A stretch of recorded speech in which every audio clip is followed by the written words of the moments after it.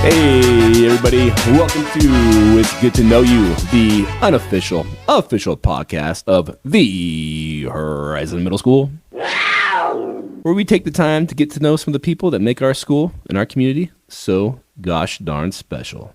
This episode is brought to you by Concrete, crunchy leaves in the fall, and the always delicious Taco Bell. Today on the podcast, we're talking with a dynamic 6th grade world cultures teacher who brings energy, humor, and creativity to every single lesson. Known for his fantastic storytelling skills and ability to challenge students to think deeply, he makes learning both fun and meaningful. He makes every student feel welcome, valued, and at home in his classroom. Let's dive in and hear more about how Mr. Piper creates a fun and engaging classroom for everyone. Hey, Mr. Piper, it's been a long ride of teaching with you for the last 25 years. Yeah, it's been a good role. I know a lot about you, but I don't know if everybody here at Horizon Middle School knows a lot about Mr. Piper. Yeah, well, let's crack that egg open and see what we find inside. See what's inside. All right, so why did you decide to become a teacher? I was raised by two public school educators in a community that seemed that, I always somehow find my way defaulting back to these sand hills, salt of the earth ideals and the mythos of the roll up your sleeves, hard work kind of mentality. It was a profession that seemed to provide service to others. It was something I always admired my folks doing in a lot of different ways. In that same mindset, you always looked for doing something that had purpose, had value, had a contribution to community, which is kind of maybe a silly trope, but I think it was true for me anyway. I just thought it was a great way to be involved with trying to give back and serve and do good things. We always want to have such a big impact on kids, and help them out as much as we can. I don't know if kids really realize how much of an impact they have on us too. There's some really great relationships that we've had with kids throughout the years. I might have a kid in homeroom and then in history class and core extension class and a 10th period class, and I might coach them in football or basketball too. Like you're spending a lot of time with some kids, and throughout that time, you build some pretty strong relationships. I think early in my career, I noticed that there was this exhaustive factor that would kick in toward the end of the school year. But I started to tell the kids, it's never going to be the same again like this. It's going to be different. It's going to be next time I see you in 7th grade, next time we see you, that train and that flow keeps going forward. And so even I think for us that, when you really do put all yourself into it, there is that part where like, you know what? It's almost like we don't get to be friends anymore, or we get to, but it'll be different. And that's a thing. I think, kind of that morning when the school year ends, I'm kind of depressed for a while. And especially when I taught 8th grade, some of those kids, we're not going to see again unless we get valued to a graduation. And the best part of my job as a counselor is I get to see kids again. And instead of 8th grade, one time, one and done, but now we plant those seeds in 6th grade. I get to see them in 6th grade, get to spend some time with them in 7th grade and see how they grow into 8th grade, and seeing that growth and that change is pretty powerful and pretty awesome. You've had a lot of different kids come through your classroom. What's your secret to connect with kids? Yeah, I don't know. Because kids talk about you all the time, man. They talk about you all the time. I just think, number one, for better or worse, I've been all in with teaching. And it's not just the pedagogy, it's not just the content, curricular material. It's a calling. It's not, it's not something that I felt like I needed to be coerced into wanting to be better at. By no means did I come into the game with award-winning instructional skills, but I think it was devotion to the craft, devotion to trying to do it. And so I think authenticity, that's a word that comes to me. I was going to commit myself to be something of service, but something of quality, and something that I was comfortable with getting better at over time. I hope that students sense that I'm teaching all of them. There's nobody that's getting targeted as preferential or whatever. So what we do is really valuable. What we do is, I think, essential, really essential. But we can't always take it super seriously either. I mean, we have to understand that they're young people and we're fallible. Hopefully what they get is something real, and it's something from bell to bell that I'm all in right away. There's no taking breaks. There's no half doing it. It's just Well, I think give you, it to them. yeah, I think you can tell that right away when you walk into your classroom. When I came down to talk to you the other day, I'm looking at the map that you have drawn on your board, and I'm like, do you redraw this every single year? Like every year you redraw one of the most amazing marker board expo marker maps, and you can tell just from that map that you put everything that you have into being the best teacher you can be and creating the most welcoming environment for kids. I teach 8th grade, you teach 6th grade, and these 8th graders, every year, they're always still talking about Mr. Piper and his classroom and how much fun it was and how much they learned, and they just loved going to your class. You do a fantastic job with that. Whoa, hold that thought. We need to take a quick break. Here's Mrs. Estes for a special announcement. A food pantry here at Horizon Middle School? You dang right. So what's up with that? Let's get real. Food insecurity means not having enough healthy food or not knowing when your next meal is coming. And it's closer than most Jaguars think. In Kearney, groceries for a family cost around $1,000 a month. $1,000. If you're a middle schooler, that's like swiping through the lunch line over 370 times. In our state, 1 in 5 students deals with food insecurity. So what does that look like at Horizon? That's about the equivalency of 96 Horizon middle schools. 96. So what do we do with this? We take care of our own. At Horizon, leadership isn't just posters or lessons. It's how we show up for each other. If something needs to be fixed, we don't wait around. We step up. Wanting to introduce the Jaguar Joy Closet, our own HMS food and essentials pantry for Jags by Jags. It'll be stocked, organized, and run by students and staff right here at our school. Want in? Look for opportunities to help on announcements, in clubs, and through school events. You can donate items or money in the front office or through Mrs. Bates. And if you're someone or know someone who could use a little help, the Jaguar family has your back. Just ask Mrs. Bates in the office or find her in room 705A in the 7th grade hallway. The Jaguar Joy Closet. Jags taking care of Jags. As you talked about your philosophy, building relationships, balancing the fun and getting down into business, specifically, what's one small ritual or routine that signals to students in your classroom that they belong here? Yeah. Well, I hope that it doesn't take very long conversationally interacting with kids in the early days. That part of the craft, I think, of connecting with kids and making that classroom environment as intentional and as accessible to them as possible is that they sense that it's there for them. That happens with humor, it happens with interactions, it happens with just being present, being with them, talking to them. And I think it doesn't take long for kids to know that this place is a place of learning. It's a safe place for everyone to be involved. Everyone's valued. I do think it helps to try to cultivate some diversity in the things that a teacher is interested in or at least knows about, so that you have some conversational collateral with kids. Hey, tell us more about that. What, like cultivating diversity? Yeah, I mean, one of the big things about, and this is broad and maybe a question for later, I don't know, but I really do think that the public school is a platform for that. This is where we all come. This is where we all have an opportunity to have what should be equitable and accessible education. Part of that is promote that in the class and try to make that an awareness of the idea that there isn't anybody in there that is more or less valued. Everybody hopefully feels a sense that this is a place for them.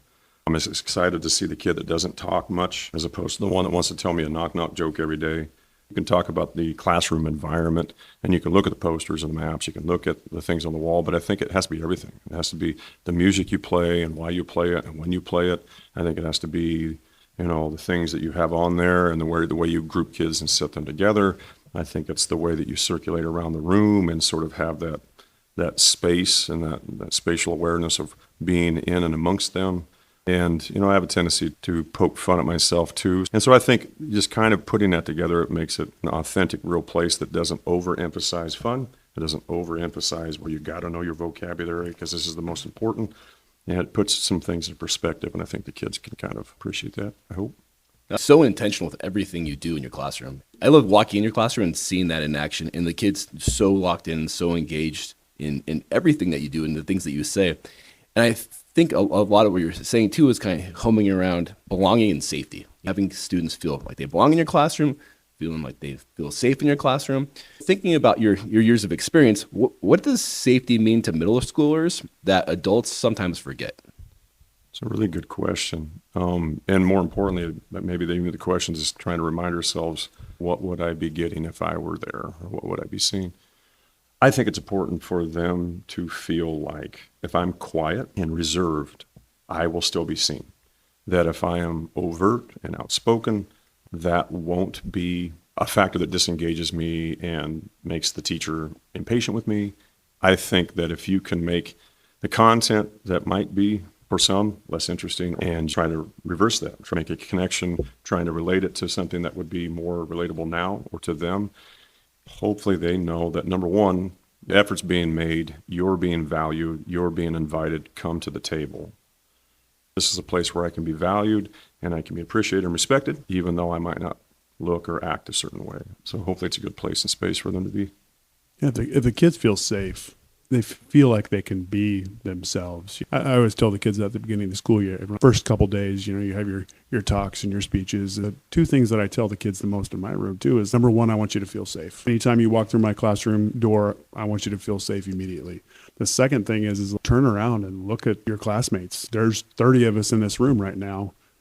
What you're going to learn this year, yeah, it's going to be important, but who you're learning with might be more important than what we're going to actually learn in this classroom. So take notice of your peers, take notice of your classmates sitting around you, and be respectful, be kind, accept them for who they are, and try and learn from each other. This safety thing is something that us adults do kind of forget about as time goes by, and how important that actually is for learning. In my office, you'll be surprised how much popsicle sticks cause anxiety in that fear. And teachers use it, hey, keep kids engaged. You can be called anytime. I completely understand the method and why you would do it. But with that fear of being called on, not knowing the answer, being embarrassed in front of your peers, being made to feel like a fool, super horrifying for kids. And that's scary. And that shuts learning down. Yeah. And hurts relationships. It does. I hope we are, as a collective, trying to create a space where there isn't that judgment of, well, you should know this. Why aren't you answering this right now? These kids that you're sitting near know this. Because part of that environment is, you talk about safety, is creating space for it to be okay to fail or to be wrong or to ask a question that seems off base. And then hopefully alleviates some of that anxiety and stress of not knowing and not always feeling like you can do the things that are expected of you. Failure is by far like the greatest teacher ever. And we're talking football, how much you learn from failing. So how do we reframe failure in a school system with kids? You think about like skateboarders or skaters in class, like those kids are brave and they fail all the time. They'll try a trick, 30, 50, 100 times, get credit carded a bunch, hurt themselves in all different ways, but they keep doing it. But then in the classroom, that bravery is not there.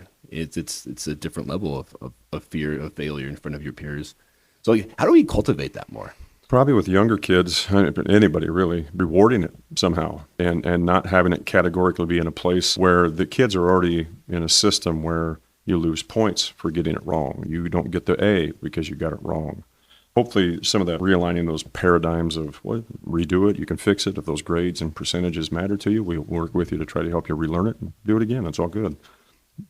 You and I have talked about balance a lot over the years, where you can't just do one thing all the time and just hammer that home, but you've got to have some balance in your life. With the stresses of life and teaching, how do you find balance in your life?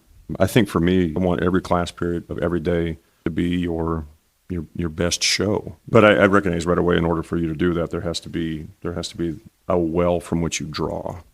And if that well is not getting filled, then you're compromising the things that you value most. I'm an outside person. I'm the mountain bike guy.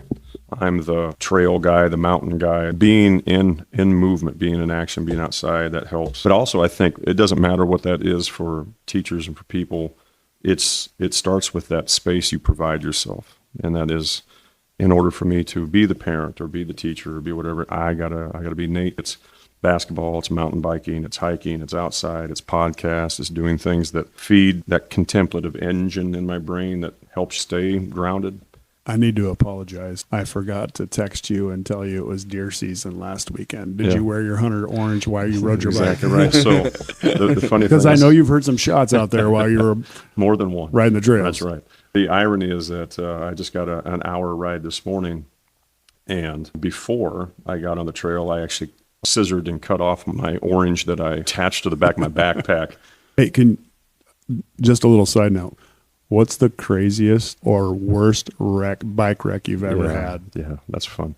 There's been a few. So I have this litmus test if I've been concussed. Can I do my social security number? Can I do the birthdays of my children and my wife? And then can I count backwards from 10? I've done it a few times. Probably the most one that is noteworthy. So a couple times a year I find myself in Colorado doing quote unquote authentic mountain biking, and one particular trail had a steep descent and it had a sharp, relatively 90-degree right turn. I took that. They have channeled out trail where they create edges. They're called berms. You can catch the berm and you can ride that velocity so you don't have to brake so much. And so I took the berm, and I'm anticipating that I have a little space before I have a berm that will cut me back to the left. Instead, that next berm was probably 20 feet before I had to cut 90 degrees to the left. And so immediately it was a decision on, am I going to brake, and then I'm just going to motorcycle skid my whole left side of my body that's going to end up being parallel to the ground, or am I going to try to ride this out? And I thought, oh, what the heck, I'm young, so I'll try to ride it out. Except my front tire hit a tree stump, and the bike stayed there, and I went 15 feet forward and crumpled into the ground and popped up with my hands up, and blood and dirt and gravel. And all right, so my son was born in May 22nd, 2000. So I think I'm here talking. I got away from that one, but that was a good one. Does Jana worry about you when you go out? I think she's given up with that. Yeah, I mean, She accepts it. I will crash at least twice a year. So if you're not comfortable with that, then I probably better take up pickleball. I know, no shot out to pickleball, but I'm still in that place where I'll be okay. Just wear your helmet. It's a matter of time before something happens. Brian, we always talk about fishing. It's a matter of time before what? Yeah. Somebody gets hooked. It's going to be your cheek or your arm or your eye. It's dude, it's coming. It hasn't happened yet. It was coming. Mathematically, dude. I'm praying every day. I want, please, don't let this be the day.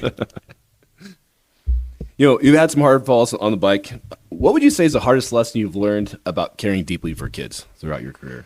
When you devote yourself to a craft and you devote yourself to the idea and the hope that you are impacting things in people in a positive way, whether that's true or not, just accepting the reality that you're a small part in a big piece of a kid's life that has things that are out of your control and things that you wish you could change for them. But even then, it's that hubris of, well, I know what's best for you, and and I'm sure I don't. There's that hard part of just seeing kids and being in the game for a while. You see them down the road, and life has thrown them some curveballs, and they've struck out in some cases, and just feeling like, was there something that I missed and could have done, or a way that you could have related that would have helped you out? And I suppose rationally that the answer might be maybe not, but just accepting that all that you try to do for a situation or a kid not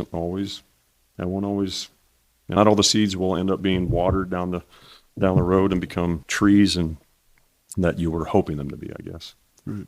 That's right. We still plant. We still plant. That's all the exactly time. right. Yeah. Students, time for a pop quiz. All right, boys and girls, you know what that sound is. That's right. Get out those papers and pencils. Put your name up top.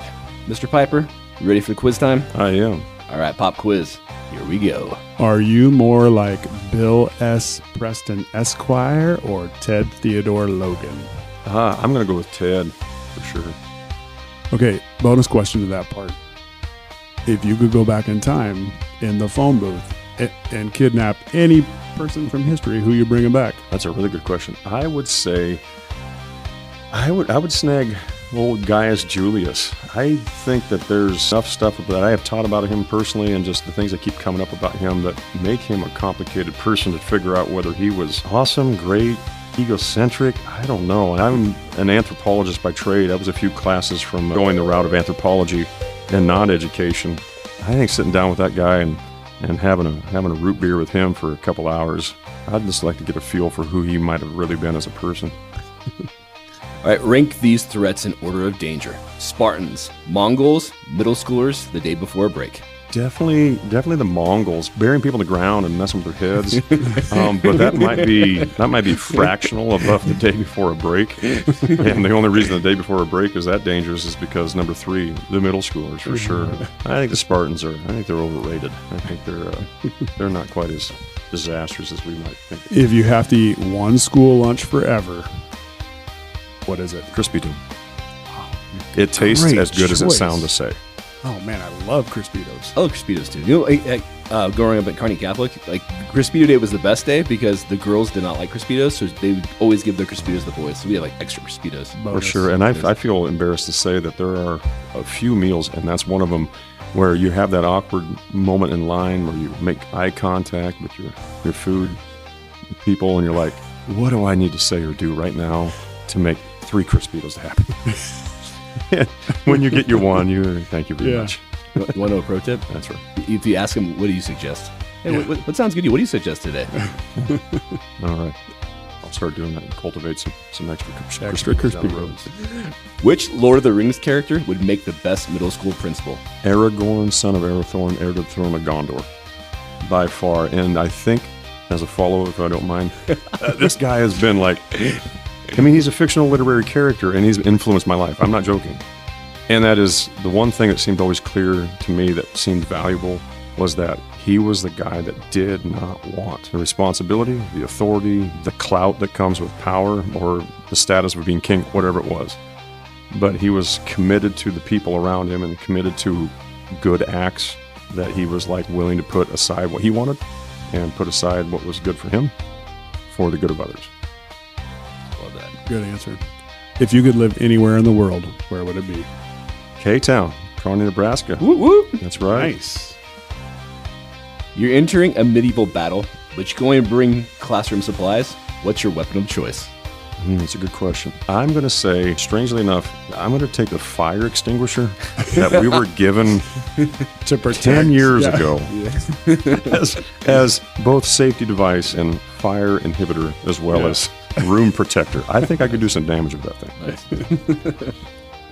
What is the name of your new pickup? TBD. Yeah, it takes me 5 days to name a mountain bike, and it's taken me over 2 years. I still have a name for the pickup. So, You got to come up with one. I do. And they seem so strange because my latest mountain bike, which is over 10 years old now, is called Big Chief Moonshine Crunchy Ditcher Haystacks. So I probably am holding out on naming the pickup simply because it might not be something as straight as Earl. I don't know. All right. Which Greek god or goddess would make the worst middle school teacher? Oh, Aries. Yeah, you got to have patience. You got to have a desire to want good things for other people, and I don't think that dude cares of a stitch for it. He's all about him. I already know the answer to this one. Magic or Larry? The immediate and obvious answer, going back to my heart being birthed into the world of basketball in 1985, is Magic. But I will say this. I was an island amidst a storm of Celtics fans, and it made it easier for my young self to say, I'm a Larry Bird hater. And over the last 20 years, through documentaries, through things that have come along, I think it probably didn't hurt that they became such fast friends in their after career. I have a lot of respect for the mentality and the mindset of Larry Bird. Yes! Having said that, Dang it. one-on-one, I'm going with my man, Magic Johnson. All right. I just tossed you a Harry Potter wand, and you could eliminate one everyday inconvenience from the world. What disappears forever? An inconvenience. I would say, I'm supposed to say taxes, but they help pay for a lot of really good quality elements of infrastructure. I would say, oh, there you go, ranch dressing. That is. You just it is a made thing that every does not middle make schooler cry. Every middle it does schooler not just make sense cried. to me. It tastes poor. It's creamy. It's white. It's just. It seems to me like something that would come out of a pussy mob, bulbous So thing on your what do you arm dip or your something. crispito in then? Nothing. Not ranch. It's too good. You go dry. It is. You eat your Crispitos dry. Oh, absolutely. Yeah. In its purity, its pure form. Dude, ranch, man. No, Yeah, it's not. It's not where I thought you were going to go with that. Yeah. Mr. Piper, thanks for joining us on our podcast today. It is always inspirational to be around you. You're such a motivational guy and teacher. We didn't even get into the sports aspect of things and talking about basketball and coaching, but I've really, really appreciated coaching with you over the years. You have such a great impact on those young men. Well, that's too kind. Really, Appreciate I that. value your input. Yeah.